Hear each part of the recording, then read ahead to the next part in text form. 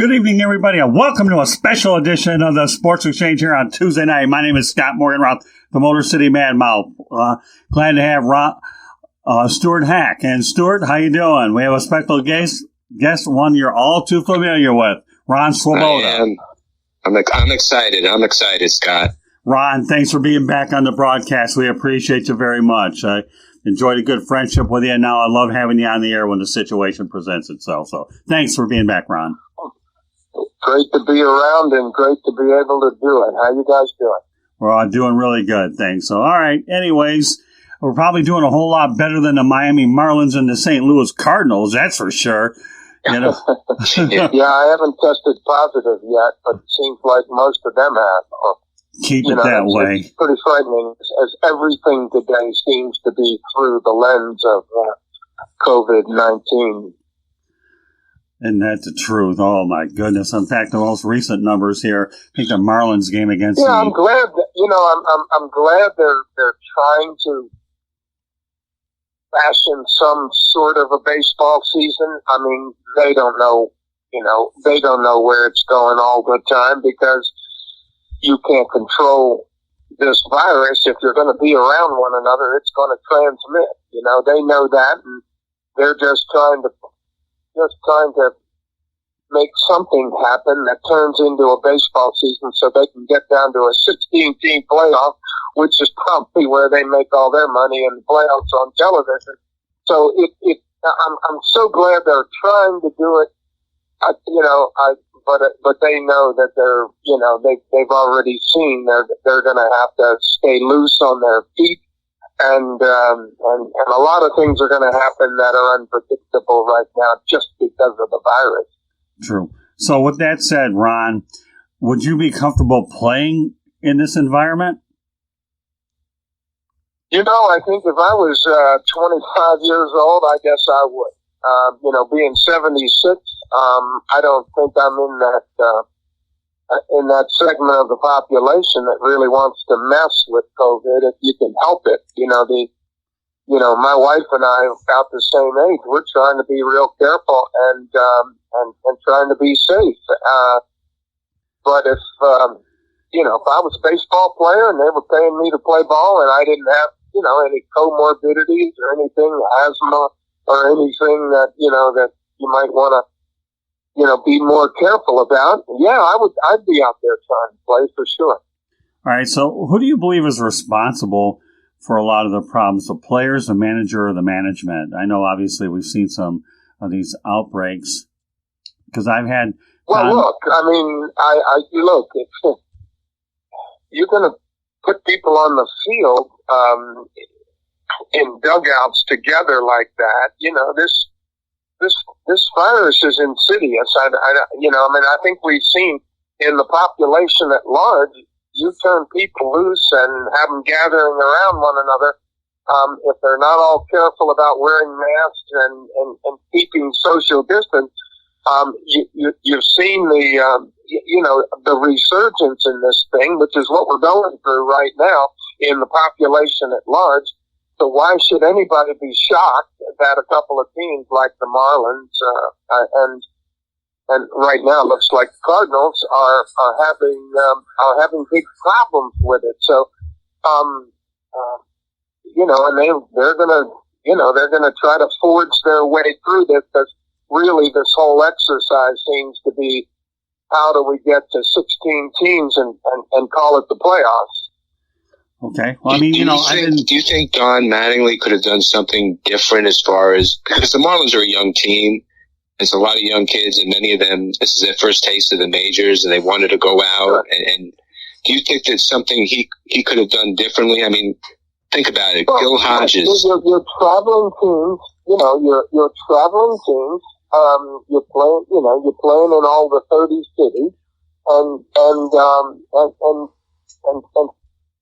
cramming people together. No one should be surprised that this formula would lead to some outbreaks here and there. Whether it's enough to shut the whole thing down, I felt like when we were talking about this on other Zoom broadcasts and things I've done over the last couple of weeks, I just thought, this thing, you got an outside shot at getting through the 60 games without an extraordinary break in the action because of COVID. So I don't think anything that's happening now it should surprise anybody. They just have to stay agile and keep trying to be careful and as much as you can, keep your mask on when you're around one another, and because you can't keep that social distance that's most important to keep the virus from transmitting. How do you think, if this would have happened in 1969, how do you think Gil Hodges and your teammates on the Mets would have handled all of this? Oh man, I have no clue. I don't,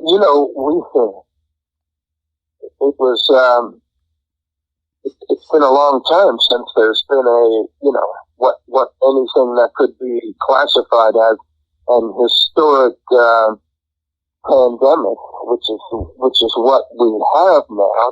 2018. There was one that was worldwide and on this order. So we didn't know anything about anything like that. You went through flu season all the time. You had those kind of things pop up, but nothing like this where you're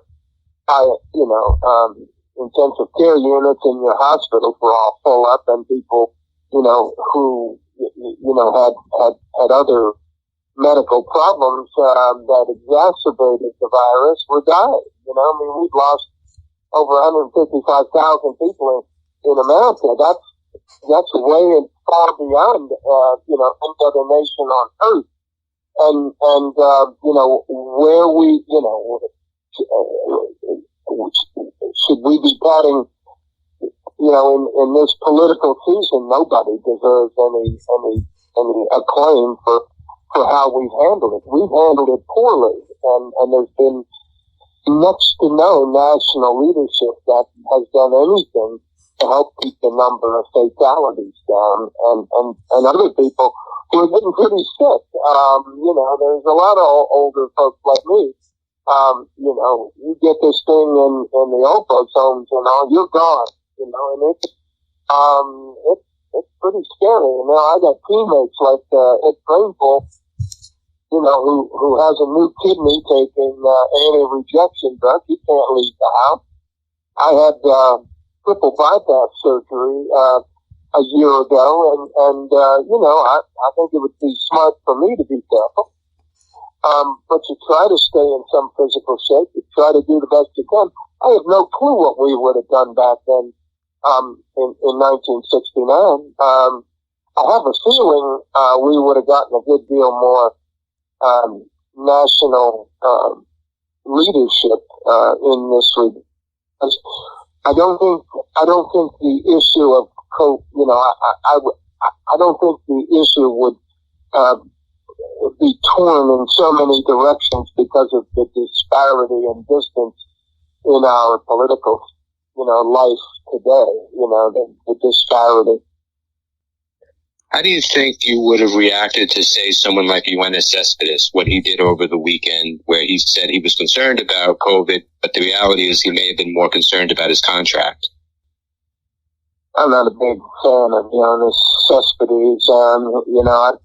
I think I thought he was pretty exciting element when they brought him in and went to the World Series, and pretty exciting time for the Mets. I was excited about getting him, but I spent a little time with a guy that was a coach on the Red Sox when he was there, and this guy was a manager in minor league baseball, and he thought Yoenis was a bad guy, was a load, and as it turns out, he was. He had no love for the game and no respect for the game, and he's made his money and drives 10 different cars, and I don't think I don't think he has. I don't think he cares about the New York Mets, and they made him a pretty wealthy guy. Do you think? Obviously, he's not coming back to the Mets ever again. But do you think another team? I don't care where he goes because he's not. But do you think he'll get a chance? Do you think another team gives him a chance? I hope not. He's an embarrassment, and just the way he handled himself when he was supposed to be getting well and rehabbing himself and getting back to playing for the money they're paying you. He couldn't pull that off with the Mets before the virus hit. So he was not a guy that I was, and I'm a Mets fan, but he was not a guy that impressed me as a person, as a professional. He hasn't held up his end of the canoe, but he doesn't have to with the contracts they have today. Now, I also want to talk a little bit about your career. At what point, when you were playing as a youth, did you feel that, hey, I have a chance to make it in, professional baseball? I was like 18 years old, playing at the best level I could play in the city of Baltimore. And we played in the Johnstown tournament, Triple ABA tournament in Johnstown, which you play pretty good players from all over, pretty good teams. It's a pretty intense playoff that happens at the end of the summer, and I had a really good run playing there in Old Point Stadium in Johnstown. I hit a bunch of balls out of there, and just felt like at that point, and a scout might yell something to you from the stands, and my plans were to go back to the University of Maryland and for my sophomore year, and that was where I was headed. But did I want somebody to think I could play Major League Baseball and professional baseball? You bet your life. And I sort of felt like at the end of that summer, I played almost 96 ball games in the summer with the team I was playing on, and I had gotten a little bigger, a little stronger, and I found out a couple of things. The most important things. Can you play a little bit? Yeah. And do you want to play? That's the other thing, because the teams I played on, you didn't go take a vacation with your folks. You played baseball every day. Right. Now, you signed with the Mets. What did you know? The Mets, you signed in 1963 with the Mets. That was only their second season in existence. What did you know about them, going in? Well, I knew Casey Stengel was the manager, and I knew a couple of people that were playing for him, and I knew they were terrible. And that was actually a selling point by the scout that came to my house and walked in and offered me $35,000 to sign the contract. And, they said, your chances of getting to the big leagues with this team are a whole lot better, because of the fact that they're looking for talent. And if you can fill the bill, you'll get to the big leagues a lot sooner. It turned out to be true. They end up trying to protect four of us in 1965 after my first year in organized baseball. They protected us so that we couldn't get picked up. This is before the draft was instituted. They kept us on the big league roster. Me, Tug McGraw, Jim Betsy, a right-handed pitcher, and Danny Napoleon, an outfielder who had hit a bunch of home runs the year before. And so we were in the big league, not because we earned the right, but to keep us from being drafted by another team, which they could do after you had played 1 year in professional baseball if they didn't protect you. The Mets lost Paul Blair to the Baltimore Orioles, but they failed to protect him. This guy, Paul Blair was one of the top 2 or 3 center fielders in the game when he was playing, period. Now, what was Casey Stengel like? Did you feel intimidated when you first got there, based on his history? I was amazed and not intimidated because Casey to me was like so legendary and walking around and, had kind of a little bit of a limp and, an old guy in this baseball uniform that I was also wearing, and he was like a living legend, and I loved listening to him. I loved listening to him talk to the writers.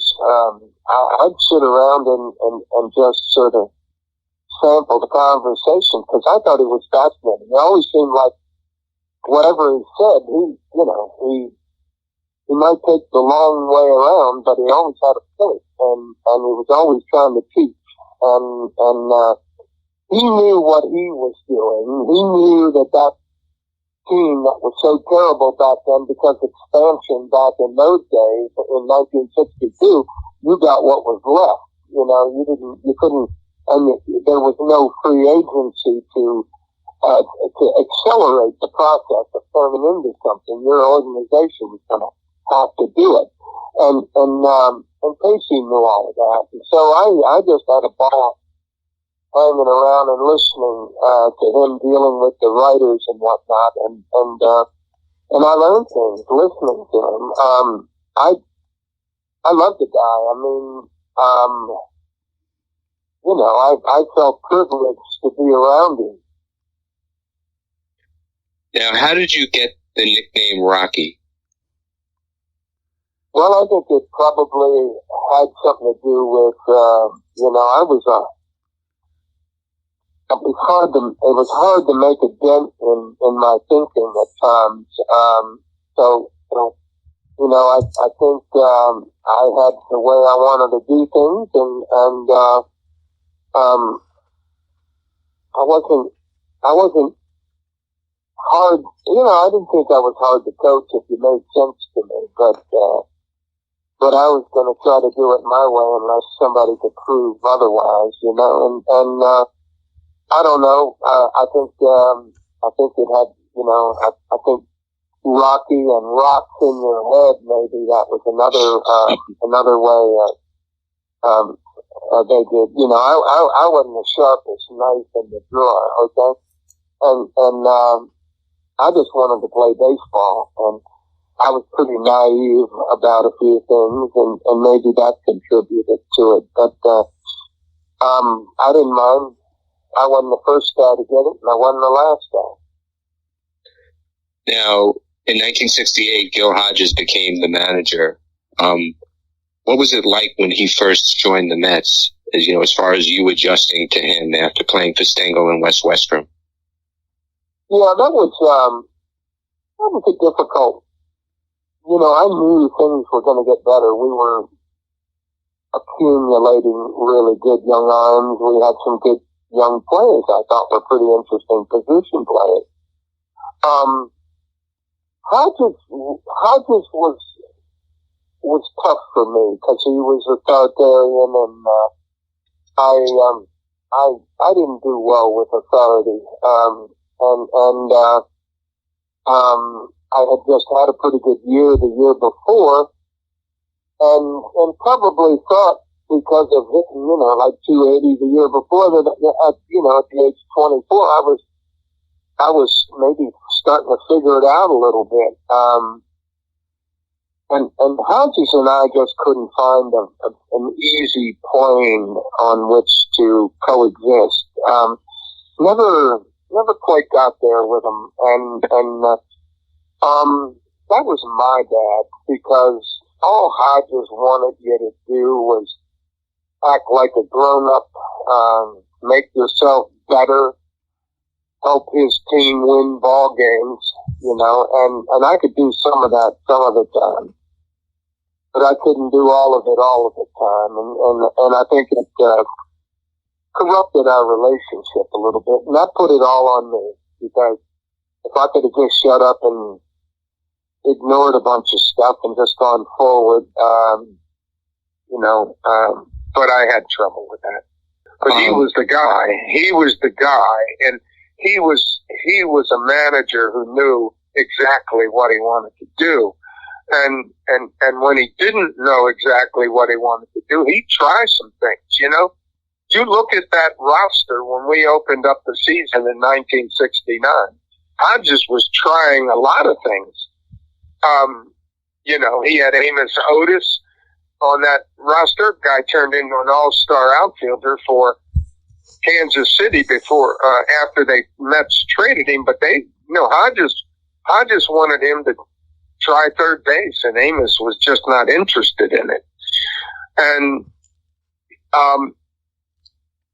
he had Rod Gasper, and Gasper was a pretty good defensive outfielder who had a pretty good year in the minor leagues before, and, had a really good spring, and, those guys were getting some opportunities.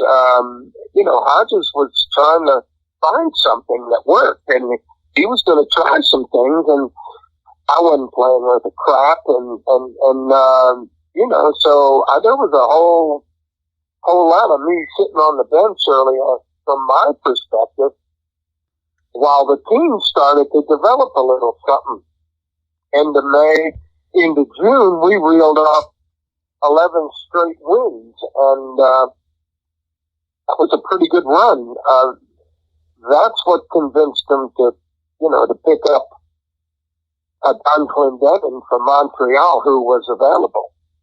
So, now, as a team, was it that streak that kind of I wouldn't say convinced, but told the team that, this could be the start of something special in 1969?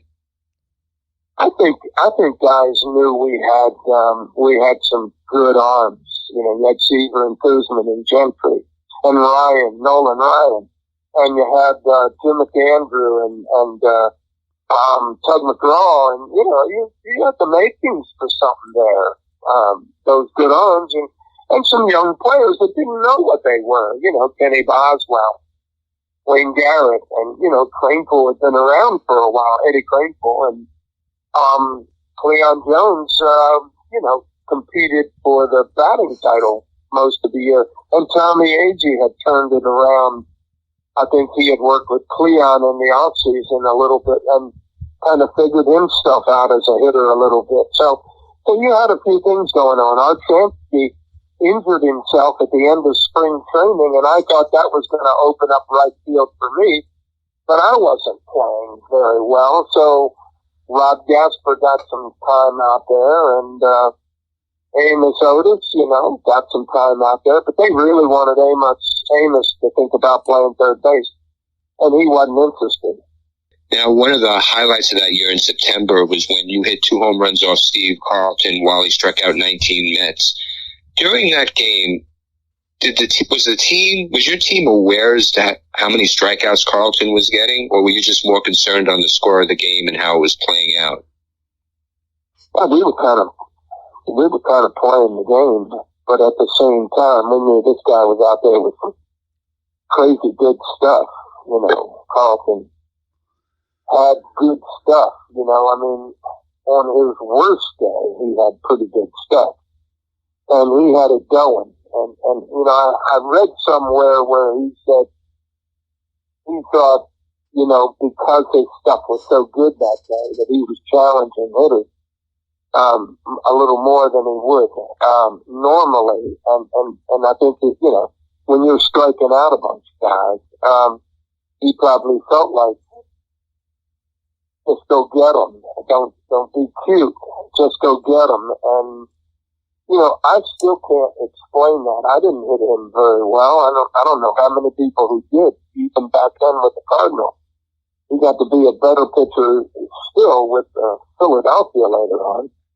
But I don't understand it. I did work with, Ralph Kiner, and I went down in the batting cage in St. Louis. It was a one-game series in St. Louis. It was a makeup game on an off day. So we flew to St. Louis just to play this one game. And St. Louis was one of the few places that had a hitting cage back in those days. Now every team everywhere in baseball has hitting cages and machines you can hit off of. but I went there and, went there with Ralph, and I, we kind of worked on some things, and I don't know, I don't know if it was because of that or not, but I got into kind of a groove, and even with Carlton's good stuff, I had a couple of pretty good pictures off him, and you end up beating a guy who's having the best day of his life, who's a Hall of Famer, and you hit two-run home runs off him, and you beat him 4-3. You got to feel like that's the best day you're ever going to have as a hitter. That was definitely a great day. Now, when the season ended, but we needed to win ball games back then too. We hadn't put it away yet. That was in August, I believe. I think it was September, but they were in the process. I mean, the Mets won 38 of the last 50 games. I mean, we were winning, once we got into the last 6 weeks of that season, we were winning 3 out of 4. And that's where, the last week in August, first week in September was when the Cubs, who had led the way all the way,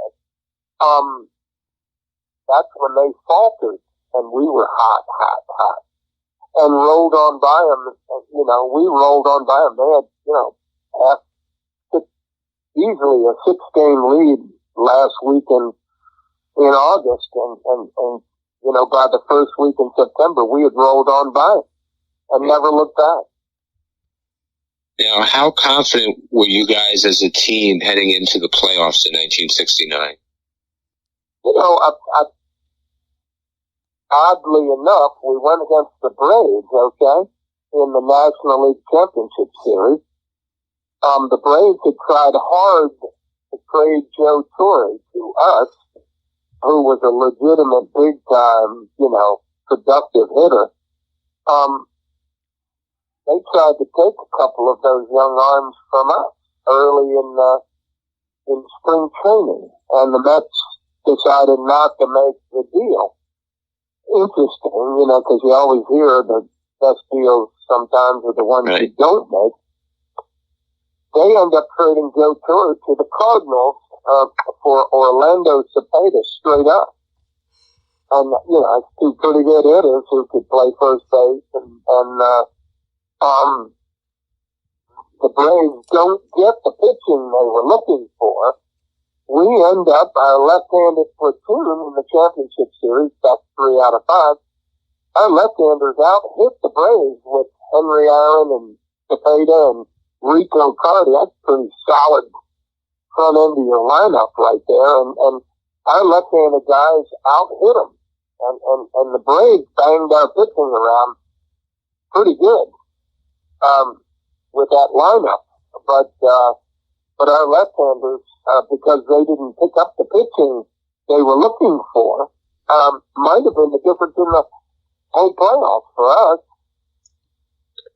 Now, were you disappointed? Because you didn't appear in that because the Braves didn't have any lefties. At all. No, the Braves didn't have lefties.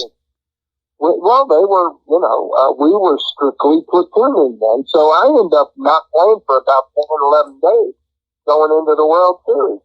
And once we got to the World Series, it was like, hey, you're going to be playing. So, you knew that going in. Yeah, I mean, the Orioles had Cuellar and McNally, so you knew you were going to get a chance to play. So now you knew you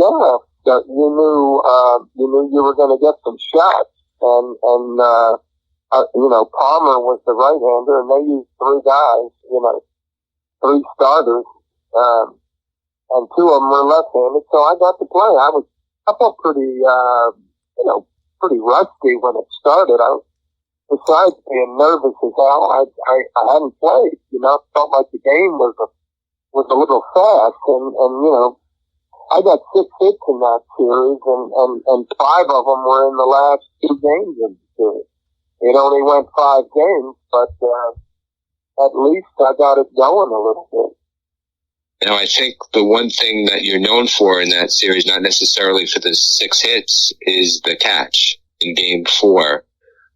When Brooks Robinson hit the liner and you made a spectacular diving catch, and the Mets eventually won the game. Yeah, Game 4, we were up a run with the runners at first and third in the ninth inning, and I just remember Hodges went out to the mound to talk to Seaver, and when I was writing my book, Here's the Catch, I asked Tommy in the interview, I asked him on the phone, I said, what did Gil talk to you about? And, you know, Tom Seaver is going through that dementia because of Lyme disease.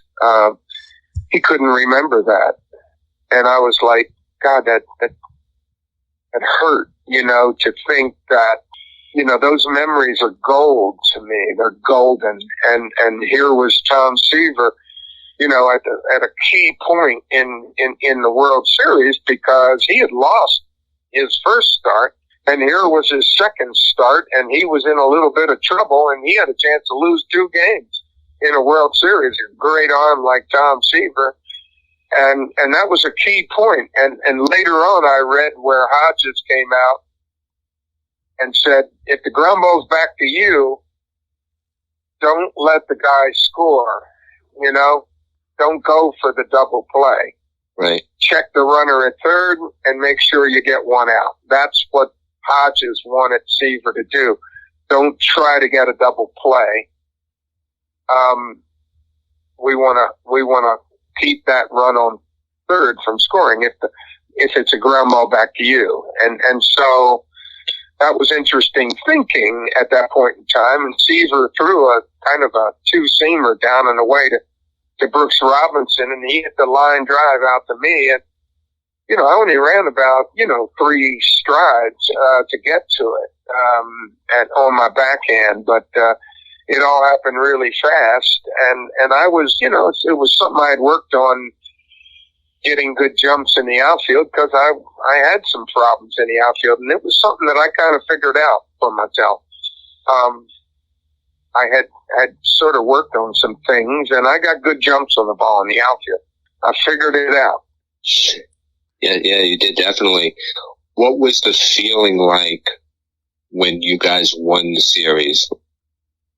The joy. It was so unbelievable in New York, and all the big wins were in Shea Stadium, which right. no longer exists, obviously.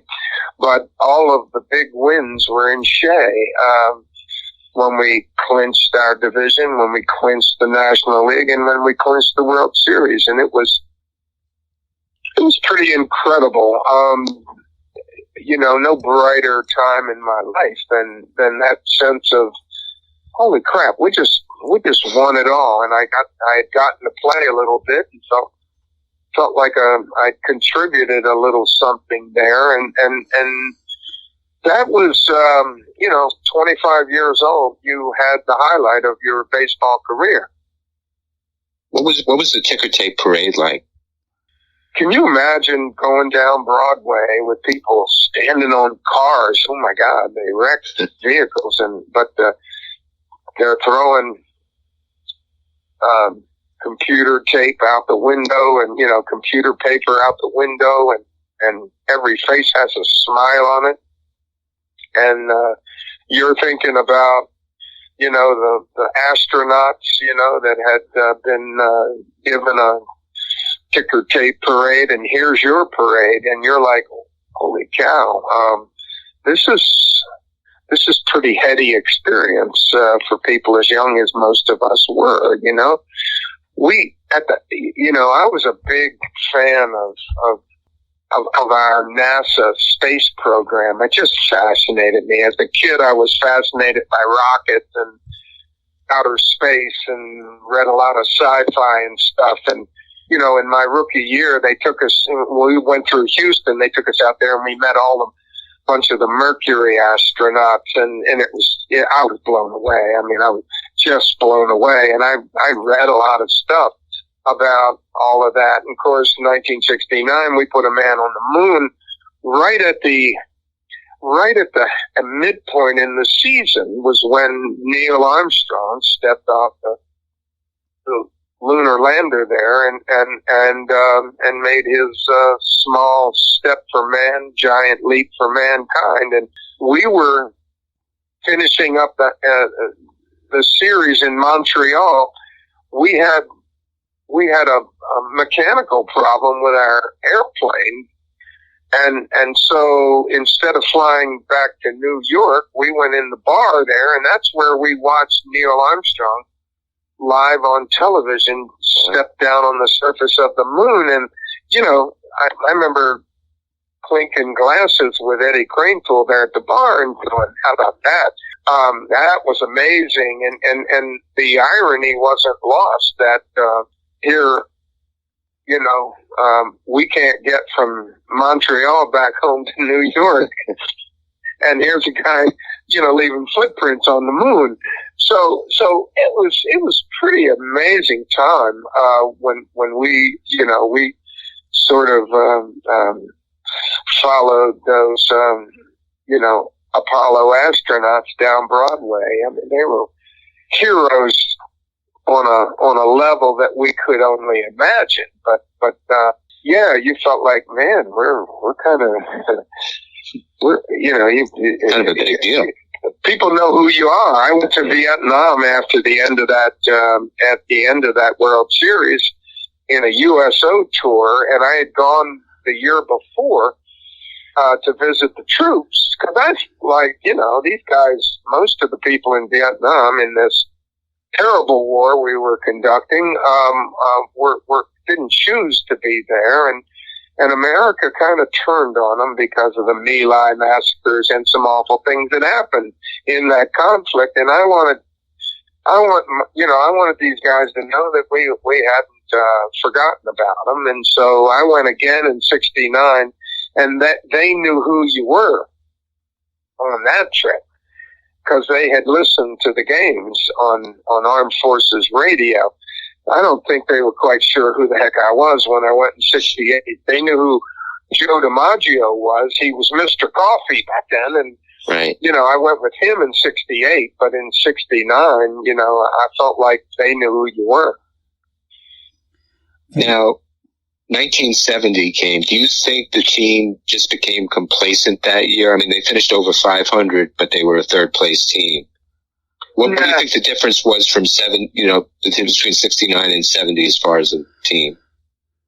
I think sometimes you create a difficult act to follow for yourself. I thought playing baseball in 1970 was the hardest baseball I ever played. Everybody knew who they were after, and it was you.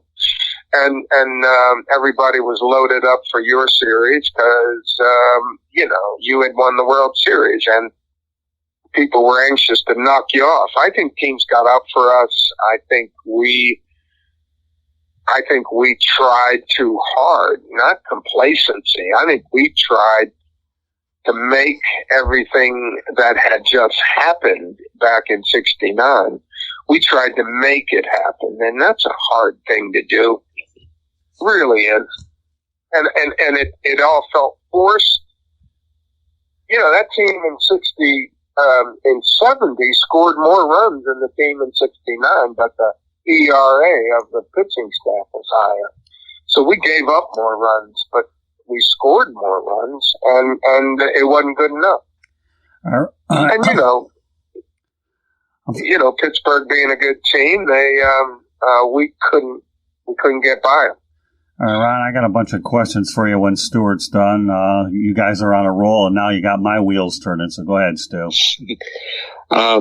So in 1971 in spring training, you got traded, and that must have been tough on you. The Mets were the only organization you had known at that time. You spent your entire professional baseball career there. Was that something that came as a surprise, or? I don't know. I didn't. Not particularly. I felt like I had cleared the pitch a little bit, and there were times when I just didn't know when to shut up, and I think I said some things that put me in a position where, I didn't look like a player who could help them, and they had some other ideas, and I never particularly got along with Hodges. And, you know, I think if I had been a better player, if I had conducted myself better, that trade wouldn't have happened. But I kind of messed it up, and that's on me. You know, I own that. I knew, you know, I went to Montreal and Gene Mock, and, you know, and that wasn't a happy little picnic either. I thought, you know, I thought, you know, you feel like you can play a little bit, but I, you know, I didn't grow up in his organization, and you know, I don't know what I expected from baseball then. I know one thing. I went halfway through the season in '70. I went to the Yankees, and that was like the best thing that could have happened. Back to New York, playing for Ralph Hack. Wasn't a great Yankees team, but it was a great atmosphere, and I enjoyed that. Now, you know, coming back to the Yankees, what do you think the differences are between Met and Yankee fans at that time? And I know the Yankees weren't, you know, a powerhouse then, but no, they didn't have anything going. The organization was owned by CBS, and they didn't know what the hell to do with it. And Ralph Hack was a great guy, but his, you know, he had, you know, the team was in decline. Mel Stoudemire's arm was going. They didn't have enough of anything, really. You know, we were just another team at that point, and there wasn't anything Ralph Hack could have done about it. It wasn't his managing; it was our playing. But it was kind of cool to be in that uniform in old Yankee Stadium. I said to someone one time, I wasn't the first time I came out of the dugout in a Yankee suit. I felt the little hairs on my neck stand up because I wasn't prepared to be odd. But here I was in old Yankee Stadium with the monuments out there and the facade, and it was, you know, the place where Ruth played. You know, I grew up in Baltimore, just like Babe Ruth, not just like Babe Ruth, but, you know, we both grew up in Baltimore, and both played right field for the New York Yankees. And there the comparison starts to break down a little. But you know, it was kind of cool. There was a nice feel when I got over there, and I did a little something for him. I enjoyed it, and then, you know, it just seemed like towards the end, you know, my last year there, George Steinbrenner bought the team. I was playing awful, and you know, I was a guy that they didn't need. I was released that winter, and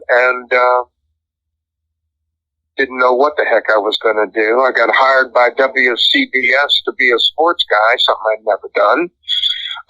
And that's what started 20 years in local television sports. So you know, you scuffled and tried to do the best you could on television with your baseball career over. And I ended up doing 20 years. I didn't play 20 years of baseball, but I did 20 years of television. And, you know, I did say to someone one time that my best day on television wasn't as much fun as batting practice. Wow.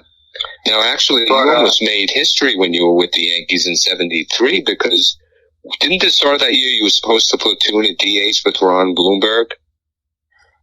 And yeah, Bloomy was the left-handed platoon and designated hitter. We were the, you know, if Boston had started a left-handed pitcher, I would have been the first designated hitter. They started a righty, and Bloomy got that honor, and he was more tailored for it because he was He was a bad defensive player. Had no idea how to play baseball. He could hit though. Now, was it a huge adjustment, going from playing to being the sportscaster on WCBS? Yeah, I mean, you because now you're interviewing guys that you played against. Well, or you're played asking answers instead of questions. It was an interesting transition. Pretty hard in some ways, but I was lucky. I was lucky to get that opportunity, and I worked at it, but I ended up doing 20 years. When I was done with it, I was done with it. But it was a great opportunity for me, and here you are in a major market, and they give you a chance to sit on TV and talk about sports, and I didn't know other sports that well. I really didn't, so I had to kind of work hard at filling in the blanks, and I didn't know how to structure a sports cast. It was the best I could do, and it lasted for 20 years. That's more than some people who were trained in that last. So, well, I mean, it's hard to figure sometimes how things happen, because that was totally it was unplanned, but at the same time, it taught me a lot about writing. I always read good stuff, and I think when it came time to write my book, here's the catch. I had a little leg up on that because I had written my own copy, and I think I was intent on writing a book that sounded like me, that sounded like somebody talking to you, and that was the tone I wanted people to get out of my book, and I feel like I got there. And after that, it was all a plus. I felt very, very fortunate to get it out. I'm happy with it. You can go on Amazon and get them, and I'll tell you the story of 1969 from my perspective, and a few other interesting little anecdotes about my family, which are interesting and unusual. I had a great time becoming a baseball player, growing up in a little town. My mom and dad did everything they could to make me a baseball player, and when I signed that contract, I made sure some of that money came back and pay off our house and buy him a car. And I did. I bought my brother a car. I mean, I spent that money as fast as I got it because I felt like some other people really had some claim on it, and in my family, and that's what I did, and I'm not sorry. All right, Ron, I've got a bunch of questions, if I may. Okay. Sure. First of all, it's interesting how you did play your career up the bookend of New York teams. I know that there are a lot of players that have played both for the Yankees and the Mets. So it's a long list now, former Mets and Yankees. Yeah, it's a long list. Oh, it is, isn't it? I can think of a lot of them. But one Yankee that comes to mind is a guy for whom you got an award, the Thurman Munson Award in 2009. I've often wondered in your mind, okay, do you feel that Thurman Munson belongs in the Baseball Hall of Fame? I know his life ended tragically in a plane crash. Sometimes you wonder about the numbers and all that, but Thurman Munson meant a lot to the game. I think it's like Thurman Munson, Gil Hodges, some guys that didn't, if they had lived a little longer, maybe it would have made it easier for people to make that decision, the voters in baseball. Thurman was certainly heading in that direction. He was just a completely iconic sort of outfielder. I mean, kind of athlete, because he was this little squatty body catcher who could run. and he had a quick bat, and boy, he could hit the ball, and he could hit it in every direction, and had one of the quickest releases behind home plate anybody I ever saw. But he needed maybe to play a couple more years. Okay, let's go to your television career. If there's ever a person that had an interesting path, you certainly were at. You go to New York, okay, WCBS, the number one television market in the country. Then you go to Milwaukee, WISN. I ought to know the area well after all my in-laws are from there. Yeah. I worked there with Rod Luck, and he was the other sports guy there. And I was lucky. I got the opportunity, and of course, I don't know if I had a clue what I was doing. It took me a few years to figure out what I was doing, but finally, I lasted long enough to figure it out a little bit. What was Milwaukee like? Obviously, you didn't have the four major sports. You had the Green Bay Packers up the road a couple hours away. Well, you had the Bucks basketball team. You had a women's basketball professional league there, and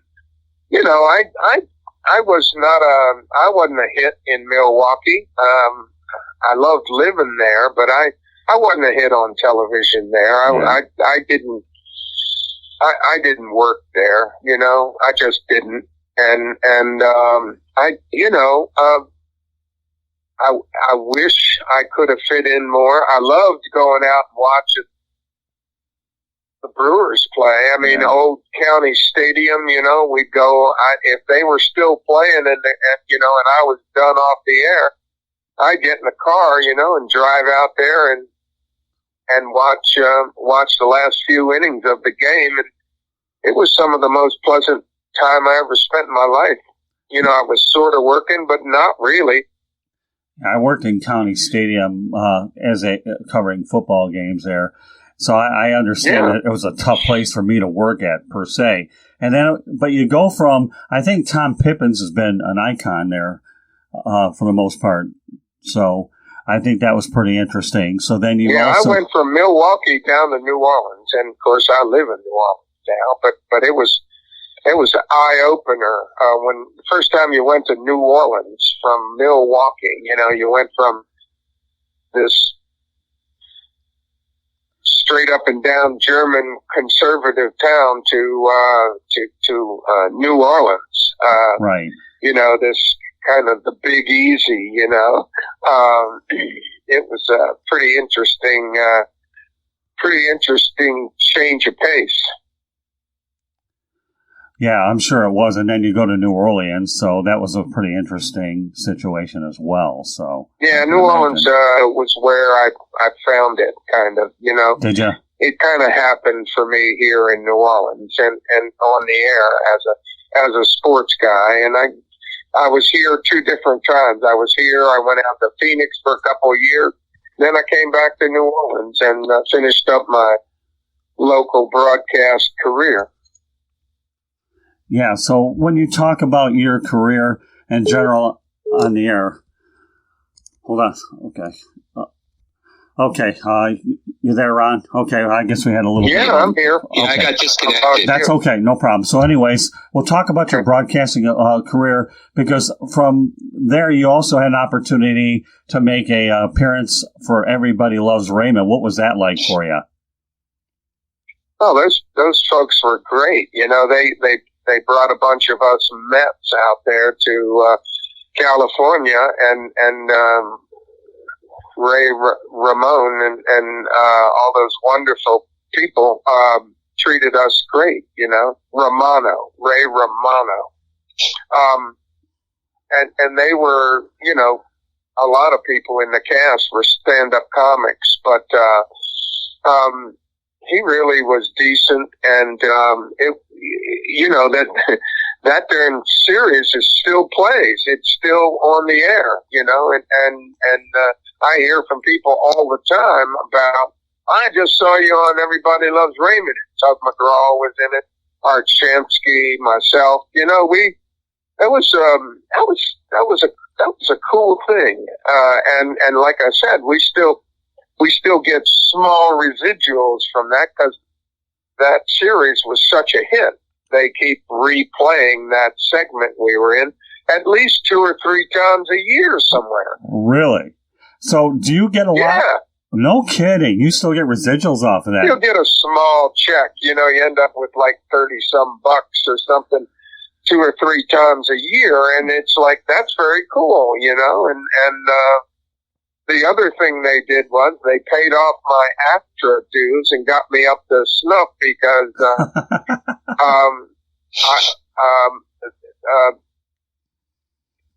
so I was, vested in the AFTRA, at a very minimum, number, but that was a good thing that happened.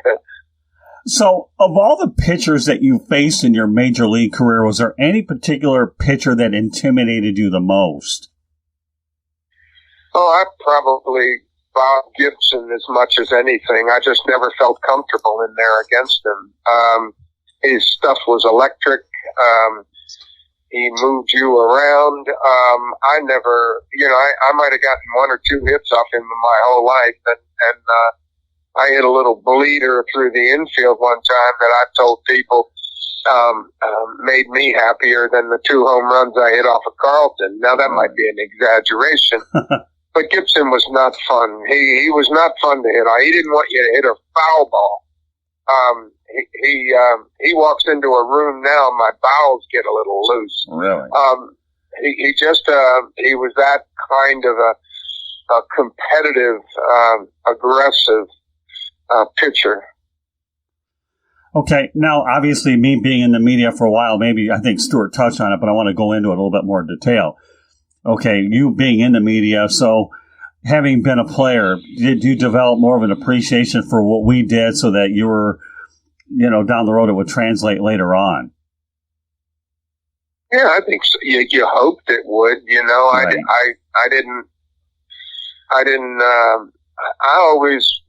I always wanted to get things right, get the quotes right, get the story right. That always seemed to be the way to go. And I was real good friends with Dave Marish, who was an anchorman at WCBS in New York. And he had a beard, we're right? still good. He did. He worked with Rollin Smith, who was, like Mr. Clean with a real neatly trimmed mustache, real handsome guy, dark hair, suits. And Marish had, like his coat off and his sleeves rolled up and, looked like Grizzly Adams, on the newsroom set, but Marish is still a real good friend of mine, and we talk often because I respect him as much as anybody I ever met in the news business. When you look at the Miracle Mets, and we talk about baseball being a historical type of sport, I know from generation to generation, how would you define the legacy of the Miracle Mets compared to even some of the dynasties and the legacies that we have? Do you think the Miracle Mets will always have that special persona that throughout history, no matter who your champions are down the road, because of the fact that they came from such a large deficit to beat a heavily favored Baltimore Orioles team? Yeah, I think so. I think the improbability of it, the fact that the franchise had been so awful for so long, and even with fans who seem to, they seem to be so patient, and we were the first team to win a World Series in the Mets history, and I think the improbability of it, I think, because of the history leading up to it and all those 100-game losing seasons leading into that, we didn't do a lot. We were getting better, but it was a pretty precipitous development, to turn into something in 1969. And I think so many people grew up thinking there was no way. And you gave them some memories in New York that they'll never forget. And over the years, we've had ample opportunity to meet a whole bunch of people at card shows and things that make you understand how much, that team and what it was able to accomplish meant to people who cared. And that's, I think because of that, and because of us being such market underdogs in that 69 World Series, I just think you add it all up, and it's an event that stands all by itself. A few more questions here, Ron. First of all, if you're a Detroit Tigers fan, a lot of them are very relieved that they didn't catch that. I was so scared they would, lose more than 120 games, because I think that all-time losing record belongs to the New York Mets and should remain there forever. I don't know if anybody will be that awful again. But I was scared to death they were going to eclipse that record. And it's like there's a wonderful story, and it may be apocryphal, but supposedly Stengel got the team together after that first season, in the clubhouse before they left to go home after it was over, and he said supposedly he said to the team, I want you guys to understand this. I don't want anybody in here to take this personally. I want you all to understand this was a team effort. Well, I got to tell you, I know a lot of Miami Dolphins fans are proud of that undefeated season of 17-0. They don't want to be eclipsed. But do the Mets take that much pride that they lost that many games that they still hold on to a dubious record like that? I'll be damned if I know, but right. I feel like as a guy that identifies with the New York Mets and played on a couple of 100-game losing seasons, you earn something like that, and that's a distinction that I want to stay right where it is. Because you think about you lose that many games, and don't forget they lost 120 games. And they didn't play a couple of games. It could have been worse. They had a couple of games canceled. They only played 160 games. They didn't make up 2 games because it didn't matter. Wow. So it was like somebody said we used to celebrate, off days. Or they should have printed something on the tickets to the effect that like a disclaimer on the tickets that anything resembling Major League Baseball is purely coincidental. Because that's how bad it was when you were losing 100 games a year. So that's epic. That is epic failure, and it belongs to the 1962 New York Mets, and that's where it should stay. Yeah. Wasn't there a story around that time where the Mets scored 19 runs against the Cubs, and someone asked, well, did they win? It would have been a good question. Wow. So, Ron, you bet. Tell me what I imagine you go to a lot of old timers games and a lot of alumni functions for the Mets to this day, don't you? And of course they come to St. Lucie, which is nice that they're on the east coast of Florida. So what's your involvement like now with the alumni part of the Mets? Well, I do come. I'm part of the Mets fantasy camp. I don't know if they're going to have one as we stumble through this pandemic. I don't know if there'll be one in January. No one has said anything either way as we speak. Actually, this Thursday I'm going to be on a Zoom with the Mets on my computer. So they've got a couple of guys from different eras talking about diversity and things like that. It's going to be an interesting discussion but nobody's talked about fantasy camp. But that's one of the joys of my relationship with the team is going to a couple of those camps in January. I don't know if we're going to have one this year. I don't know if they can pull it off, but it might be too soon. But I'm hoping we get to a point where we can do that again somewhere down the road, because I'm running out of time. I'm 76 years old, and I could still go out there and do it now, but down the road, who knows? How are you acclimating to these Zoom calls? I know I've really been thrown into them and don't like them, but there's perception, there's reality, pandemic. The only thing I knew about Zoom was what I used to do on the interstate, blowing by everybody on any road on the planet. Now that thing called Zoom hits me. Well,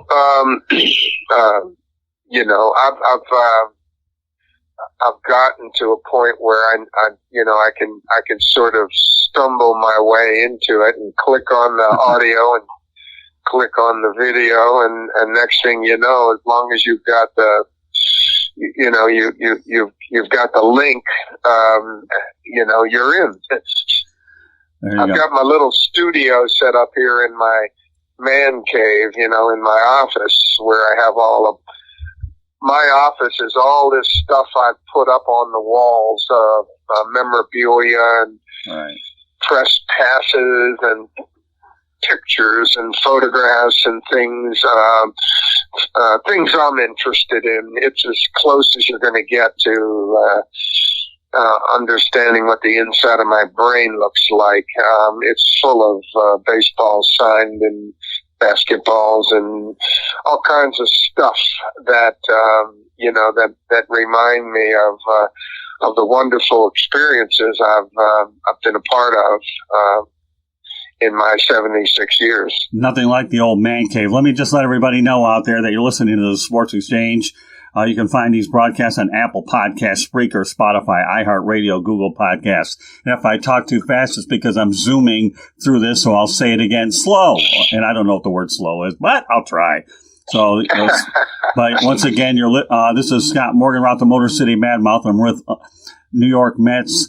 I call him legendary player Ron Swoboda, because anytime you can go ahead and lose a lot of games and win a World Series, it's not all bad. Of course, his history goes beyond the fall field. It's what he's also done in our neck of the profession, the media. So again, you can hear this broadcast on Apple Podcasts, Spreaker, Spotify, iHeartRadio, and Google Podcasts. Ron, obviously, I'll give you another opportunity to promote your memoirs. How do you go ahead and get those again? Well, thank you. It's always a pleasure. When you're lucky enough to do something positive that people are still talking about 50 years later or more, you're lucky. Let me also point out to you folks that if you want to follow us on Twitter, do so at Tribune South. Facebook, South Florida Tribune Gets It Done. Ron and I are connected as friends on Facebook, and he'll get this an opportunity to go ahead and share it with his friends as well. Instagram, find us on South Florida Tribune. YouTube channel, be a dream of mine, Ron, so we can do one of those together. South Florida Tribune Gets It Done. Our website is www.southfloridatribune.com. You can also find the broadcast there. Our email is southfloridatribune@gmail.com. And on LinkedIn, if I said enough, Scott Morganroth Gets It Done. We don't have Motor City Madmouth on that one. Otherwise, everybody in the LinkedIn world would laugh at me anyways, that they don't in the first place. So, Ron, I'll tell you, I'm having a blast on this conversation. We could talk baseball forever. Stuart, anything else you want to add to Ron? No, I'm now done. Thank you. Okay. So, all right. Well, okay. No, it's been a pleasure, Ron. Thanks for giving us some time. All right. So, in the meantime, Stuart, my pleasure, man. You guys be well and thanks. be So, safe. on behalf of Ron Swoboda and Stuart Hack, my name is Scott Morganroth, the Motor City Madmouth. Thanking you for joining us here on the Sports Exchange. And until the next time. So, good night, everybody. Here from Scott Morganroth, the Motor City Madmouth. Good night, everybody.